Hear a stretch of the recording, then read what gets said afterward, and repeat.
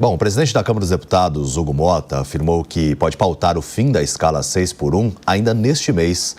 Mas reduzir a jornada sem alterar os salários é insustentável, pelo menos é o que afirma a Federação das Indústrias do Estado de Minas Gerais.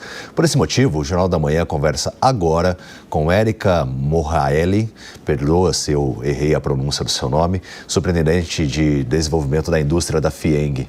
Muito bom dia, Érica. Em relação ao possibilidade do fim da escala 6x1, eu sei que muitas entidades, até mesmo as pessoas ligadas ao setor industrial, são contra essa medida porque pode trazer impactos econômicos. E de que forma também que vocês estão dialogando com o Congresso para tentar reverter ou até mesmo colocar também as propostas à mesa? Bom dia, David. Bom dia, Paula. Bom dia a todos os ouvintes. Bom, a Federação das Indústrias do Estado de Minas, assim como diversas outras entidades, a própria CNI, Confederação Nacional da Indústria, nós tivemos aí um estudo profundo sobre as consequências dessa abrupta mudança no sistema de organização do trabalho. O Brasil não se preparou para essa mudança ao longo dos anos. O que a gente percebe é uma impossibilidade de que isso aconteça em razão das características que nós temos no nosso país, como, por exemplo, a atual competitividade, a produtividade, que é o indicador mais importante para que a gente possa, de fato, analisar o contexto, se o país está ou não preparado para poder ter esse debate sobre o fim da escala e a redução, principalmente, mais que o fim da escala, a redução abrupta na jornada de trabalho. Bom, e quais são as conclusões? As conclusões, ao final, nós estamos falando aí de uma redução de 44 horas semanais para 40 horas. Essa redução, ela é significativa. Isso vai impactar no universo produtivo, aquelas empresas que conseguirem, falando no ambiente industrial, de produção industrial, as empresas que conseguirem se adaptar, vai ser por meio de assunção de novos custos.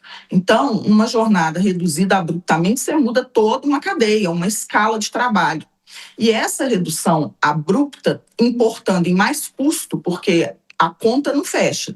E aí, ele naturalmente será repassado para quem? Para a sociedade. Impactando aonde? Impactando nos produtos todos diversos que a gente consome, desde energia elétrica ao pãozinho que a gente compra na padaria. Então, a sociedade, ela está preparada para absorver mais esse custo? Esse é o ponto. Quando a gente fala de indústria, a gente está falando também de toda a cadeia produtiva chegando no comércio, Então, assim, a sociedade está indo mais uma vez, está sendo apertada, está sendo mais uma vez coagida a arcar com essa assunção aí de novos custos. Quando a gente fala de custo, a gente fala mensurado um percentual que vai impactar em 16 bilhões no PIB do Brasil.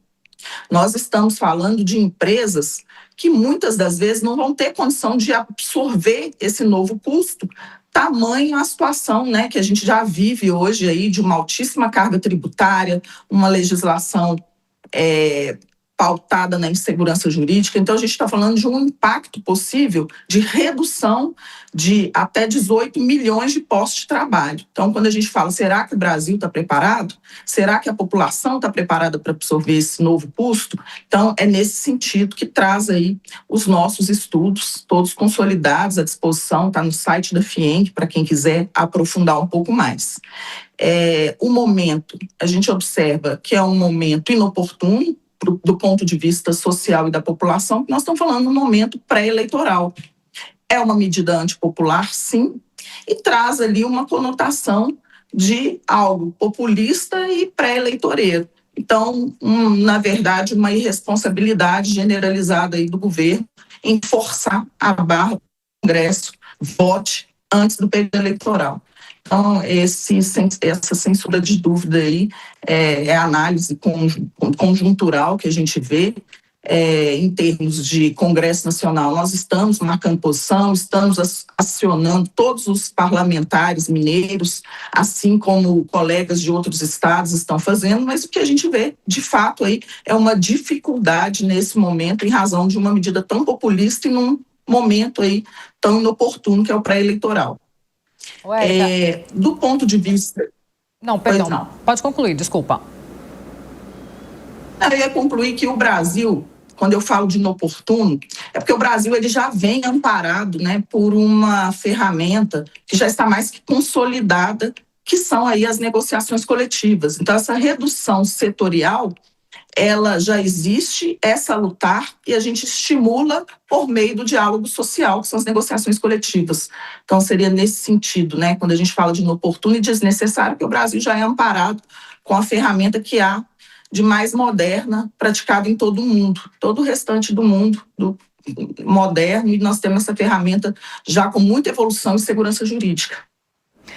Érica, nós aqui da Jovem Pan, nós temos ouvido vários setores do Brasil, vários estados aqui do país, e de fato é importante ouvir cada um de vocês para a gente entender quais são os desafios caso a escala 6x1 seja realmente reduzida. Você trouxe para a gente que a Federação das Indústrias aí de Minas Gerais tem estudado bastante sobre os impactos que podem ser gerados com a redução da escala 6x1. E aí eu queria entender se vocês foram notificados aí em Minas Gerais, se o governo entrou em contato com vocês, alguém entrou em contato com vocês para tentar entender os desafios reais aí, a vida, a escala de trabalho de vocês, o que vocês já enfrentam, como que funciona a cadeia aí em Minas Gerais de indústrias. Houve alguma notificação? Não houve essa proposta de debate amplo, né?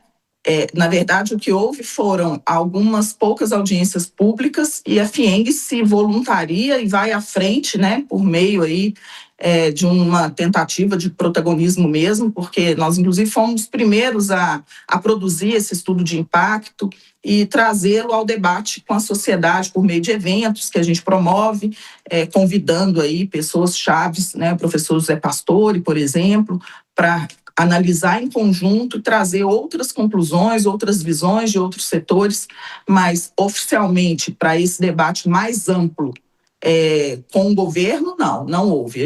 É outra falha aí que a gente vê, né? Não tem aí um diálogo social amplo e aberto. Érica, eu vou incluir na nossa conversa o José Maria Trindade para fazer a próxima pergunta.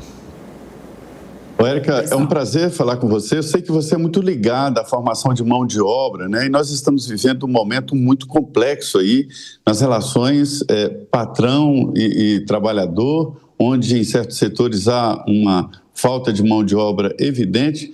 Eu queria primeiro que você dissesse o que está acontecendo no mercado de trabalho, nessa dificuldade de contratação, e, por outro lado, se não há dificuldade também da qualificação da mão de obra no Brasil. Vocês têm um sistema de qualificação, né? Mas é evidente que há um descompasso. Há um descompasso, porque hoje o jovem ele não se interessa por trabalhar em algumas atividades, como, por exemplo, aquelas que são oferecidas pela própria indústria. Então, tem sim um apagão de mão de obra. Existe impossibilidades estruturais no país, como a questão dos benefícios, né, que são oferecidos, benefícios sociais, uma vez que aquele trabalhador que ofere ali um benefício social, ele opta por não perder aquele benefício, uma vez que ele, ao se empregar, a indústria, de fato, é o setor que mais bem remunera, mas ele opta por receber, na sua grande maioria, o benefício social e continuar ali trabalhando para complementar a renda na informalidade. Então, se a gente observar hoje a quantidade de pessoas formais trabalhando no mercado de trabalho brasileiro e os informais, nós estamos chegando ao patamar de ter mais mão de obra não formalizada do que formalizada. E isso está virando, de fato, aí um problema estrutural. Então, benefícios sociais, não digo que não era para ter os benefícios sociais, mas benefícios sociais que foram concedidos sem uma política estrutural que comporte no incentivo à qualificação, no incentivo à formalização, né, uma passagem, talvez algo mais temporário, mas que regresse essa pessoa, esse potencial profissional para a qualificação e para a formalização do mercado, não foi algo que apareceu, em que pese nós da federação termos proposto políticas nesse sentido, de fazer essa transição, mas o que a gente vê é um inchaço, de fato, aí, um estouro do recurso público voltado para benefícios sociais e um desinteresse grande da população em se empregar formalmente. É um problema estrutural.